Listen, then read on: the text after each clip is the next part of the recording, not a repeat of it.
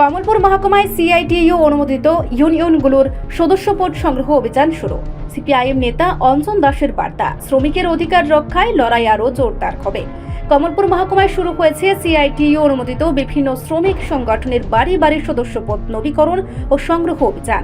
শুক্রবার থেকে শুরু হওয়া এই কর্মসূচিতে অংশ নেন একাধিক ইউনিয়নের নেতৃত্ব ও কর্মীরা।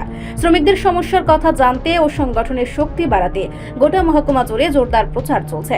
অভিযানে নেতৃত্ব দেন সিপিআইএম নেতা অঞ্জন দাস। তিনি সংবাদ মাধ্যমের মুখোমুখি হয়ে বলেন, সিআইটিইউ ত্রিপুরা রাজ্য কাউন্সিলের সিদ্ধান্ত অনুযায়ী সিআইটিইউ অনুমোদিত বিভিন্ন ইউনিয়নের সভ্যপদ সংগ্রহের কাজ 1 ডিসেম্বর থেকে 15 ডিসেম্বর 2025 তার মধ্যে সংগ্রহ করার সিদ্ধান্ত গ্রহণ করা হয়েছে। এই সিদ্ধান্তের ভিত্তিতে কমলপুর মহকুমার চানকাপ এবং মেচুরিয়া এলাকায় আজকে বাড়ি বাড়ি সভ্যপদ সংগ্রহ করা হয়। তাতে নতুন নতুন মানুষ এবার নতুন করে যার যার পেশার ভিত্তিতে ইউনিয়নের সভ্যপদ গ্রহণ করেছেন। সবাই সম্মত হয়েছেন, স্বতঃস্ফূর্তভাবে এই সভ্যপদ নিয়েছেন। ব্যাপক সাড়া পরিলক্ষিত হয়েছে।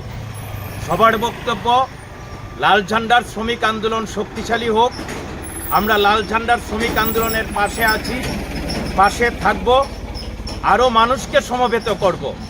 আজকে বাড়ি বাড়ি সভ্যপদ সংগ্রহ অভিযান করতে গিয়ে এটাই প্রতিফলিত হয়েছে।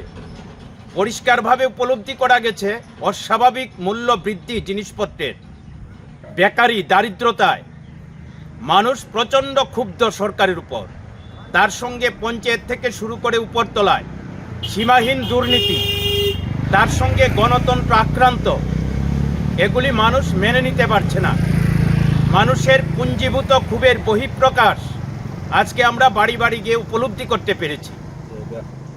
রেগার কাজ নেই, রেগা কাজ থাকলেও যা কিছু হয় তাতে ব্যাপক দুর্নীতি, সমস্ত প্রকল্পে দুর্নীতি, মানুষ চোখের সামনে তা দেখছেন। বিগত বামফ্রন্ট আমলের সঙ্গে আজকের 7.5 বছরের এই বিজেপি জোট সরকারের পার্থক্য মানুষ নিজেরাই উপলব্ধি করতে পারছেন। তার ভিত্তিতেই আজকে মানুষ আমাদের সমর্থনে ব্যাপক সাড়া দিয়েছেন এবং এটা উপলব্ধি করতে পেরেছি আগামী দিনে লাল ঝান্ডার আন্দোলন আরও ব্যাপকতর হবে, মানুষের অংশগ্রহণও ব্যাপকভাবে বৃদ্ধি পাবে, তার প্রতিফলন ঘটতে শুরু করেছে। রিপোর্ট সংবাদ প্রতীক্ষা।